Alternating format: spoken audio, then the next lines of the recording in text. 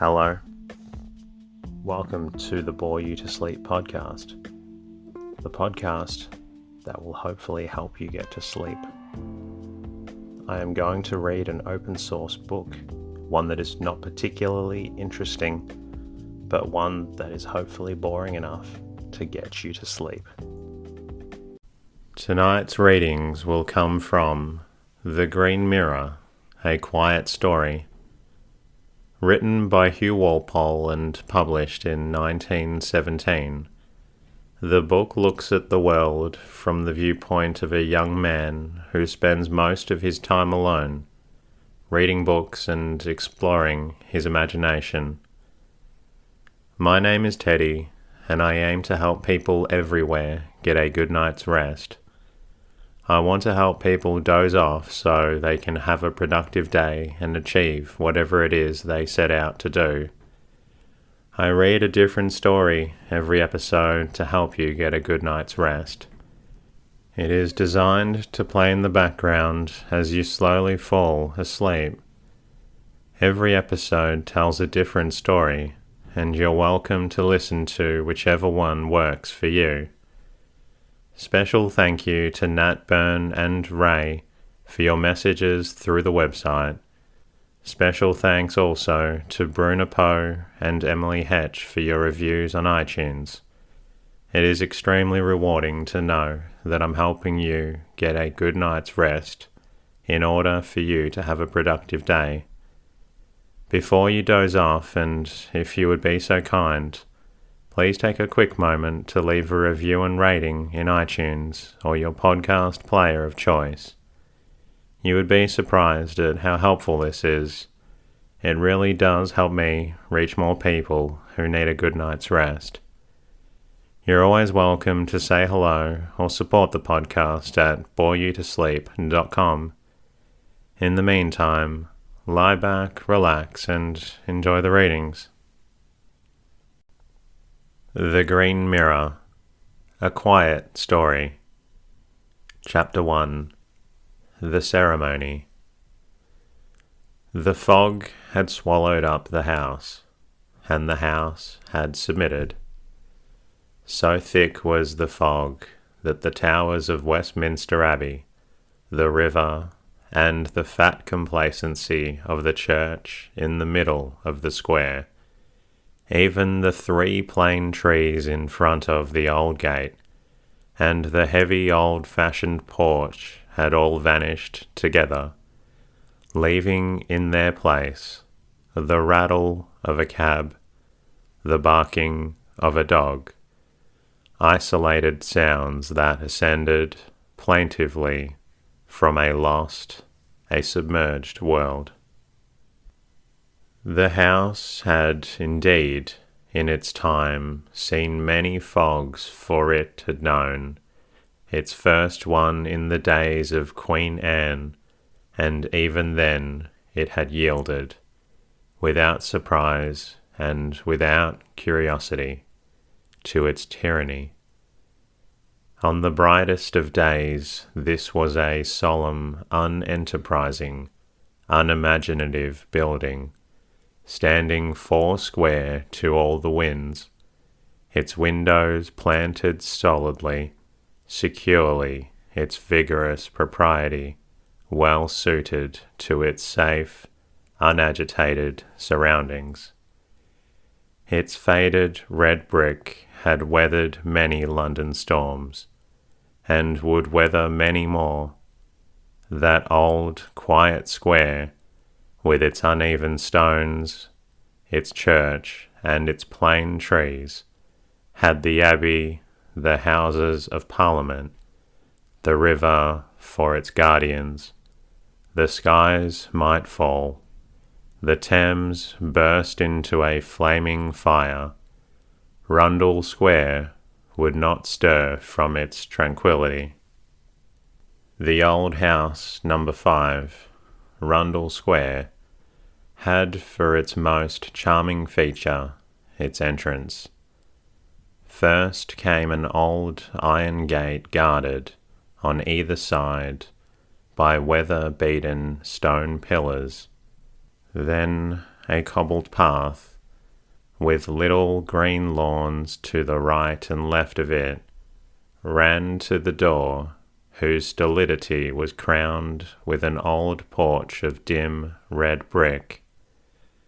This was unusual enough for London, but there the gate, the little garden, the porch had stood for some hundreds of years, and that progress that had already its throttling fingers about London's neck had as yet left Rundle Square to its staid property. Westminster abides like a little cathedral town at the heart of London. One is led to it through Whitehall, through Victoria Street, through Belgravia, over Westminster Bridge with preparatory caution. The thunder of London sinks as the traveller approaches, dying gradually as though the spirit of the town warned you, with his finger at his lip.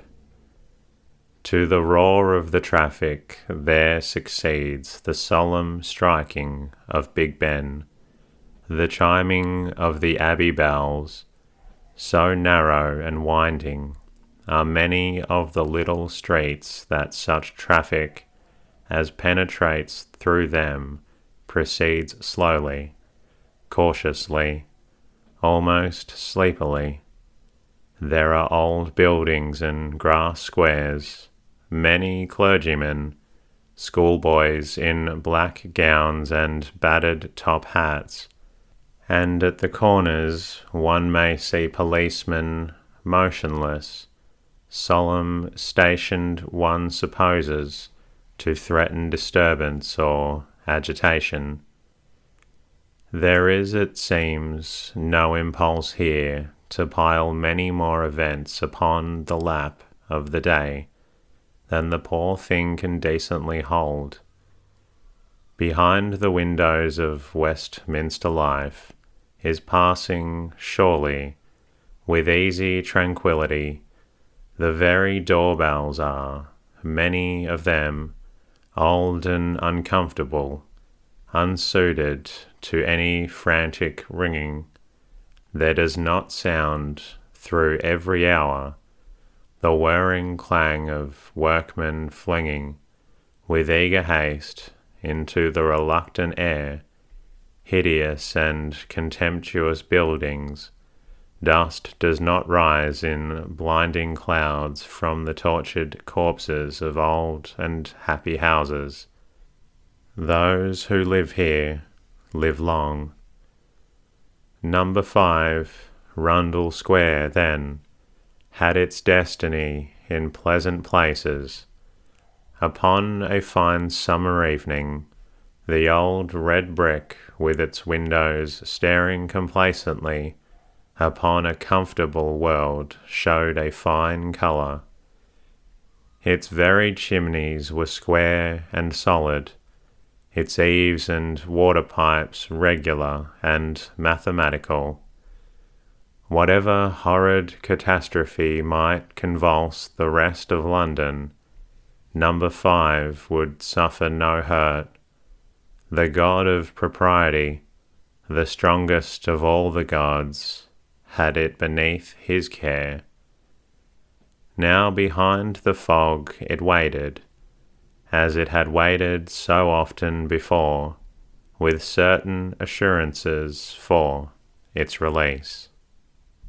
Inside the house at about 4:30, upon this afternoon, November 8th in the year 1902, young Henry Trenchard was sitting alone. He was straining his eyes over a book that had interested him so deeply that he could not leave it in order to switch on the electric light. His long nose stuck into the book's very heart, and his eyelashes almost brushed the paper. The drawing-room where he was had caught some of the fog and kept it, and Henry Trenchard's only light was the fading glow of a red, cavernous fire. Henry Trenchard, now 19 years of age, had known, in all those 19 years, no change in that old drawing-room. As an ugly and tiresome baby, he had wailed before the sombre indifference of that old, stiff green wallpaper. A little brighter than, perhaps, had sprawled upon the same old green carpet, had begged to be allowed to play with the same collection of little scent bottles and stones and rings and miniatures that lay now in the same decent symmetry, in the same narrow glass-topped table over by the window. It was by shape and design as a heavy room, slipping into its true spirit with the London dusk, the London fog, and the London lamp-lit winter afternoon, seeming awkward, stiff, almost affronted, before the sunshine and summer weather. One or two Trenchards, 2 soldiers and a bishop, were there in heavy old gold frames, 2 ponderous glass-fronted bookcases, guarded from any frivolous touch high stiff-backed volumes of Gibbons and Richardson and Hooker. There were some old watercolours of faded green lawns, dim rocks and seas with neglected boats upon the sand, all these painted in the stiff precision of the 30s and the 40s, smoked and fogged a little in their thin black frames. Upon one round table, indeed, there was a concession to the modern spirit in the latest numbers of the Cornhill and Blackwood magazines, the Quarterly Review and the Hibbert Journal. The chairs in the room were for the most part stiff with gilt backs, and wore a don't you dare sit down upon me eye, but 2 armchairs near the fire, of old green leather, were comfortable enough, and upon one of these Henry was now sitting. Above the wide stone fireplace was a large old gold mirror, a mirror that took into its expanse the whole of the room, so that standing before it, with your back to the door, you could see everything that happened behind you.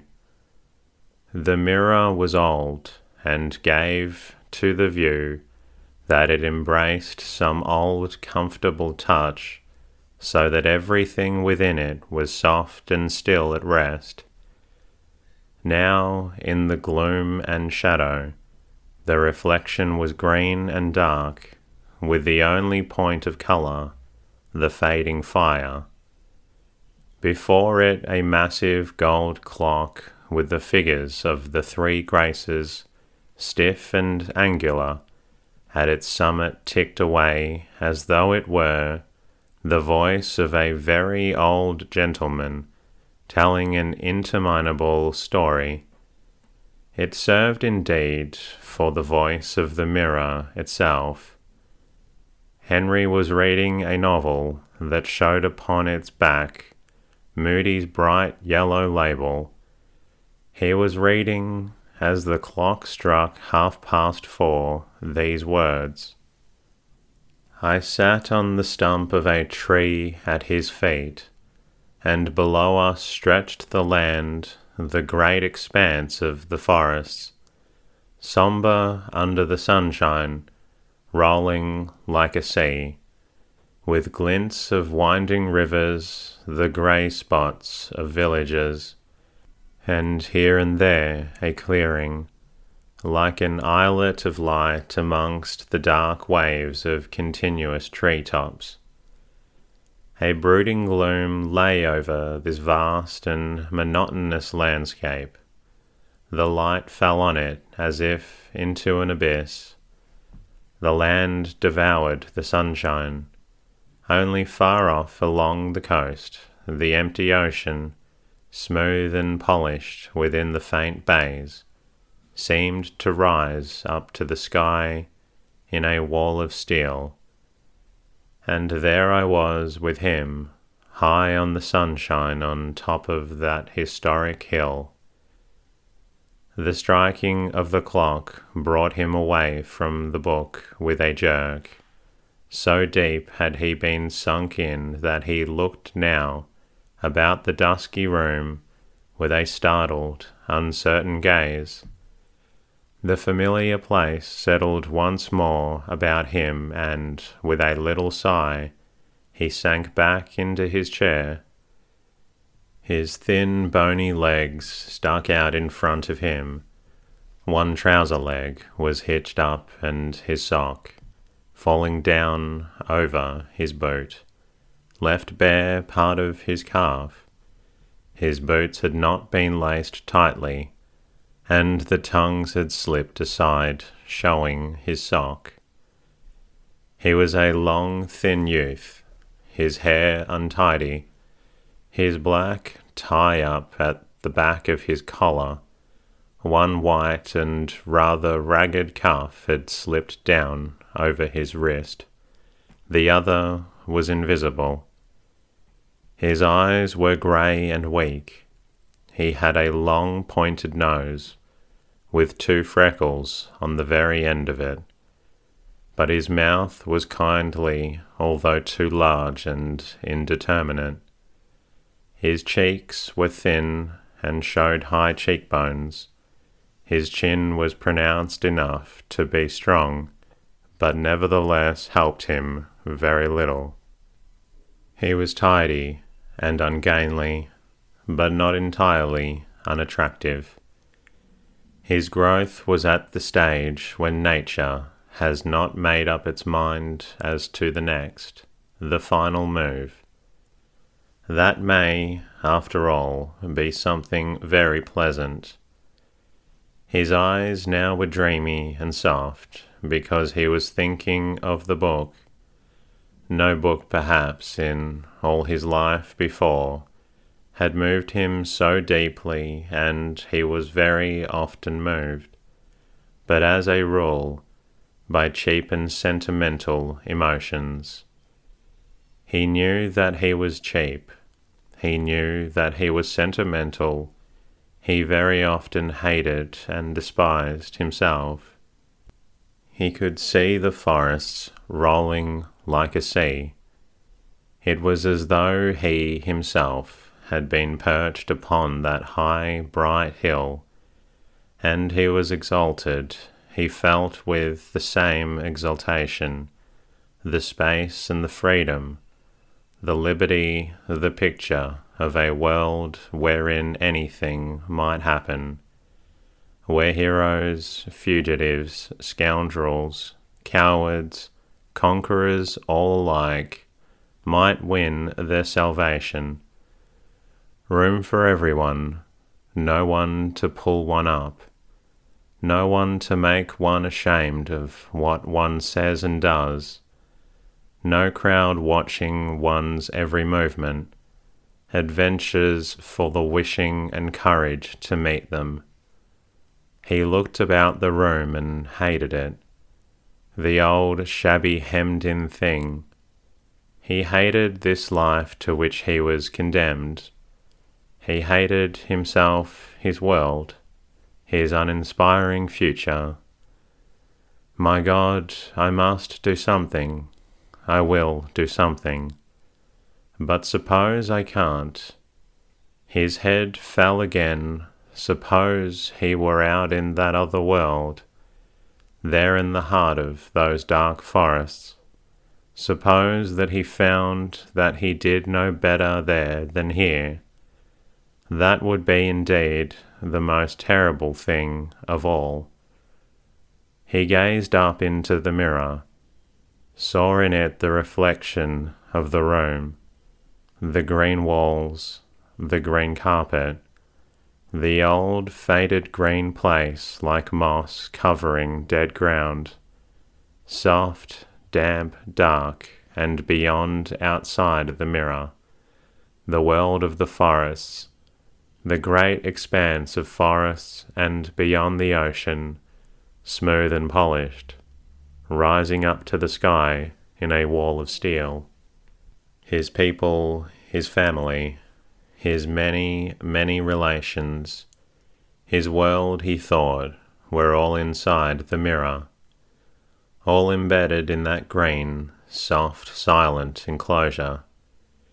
He saw stretching from one end of England to the other, in all provincial towns, in neat little houses, with neat little gardens, in cathedral cities with their sequestered closes, in villages with the deep green lanes leading up to the rectory gates, in old country houses hemmed in by wide stretching fields, in little lost places by the sea, all these persons happily, peacefully sunk up to their very necks in the green moss.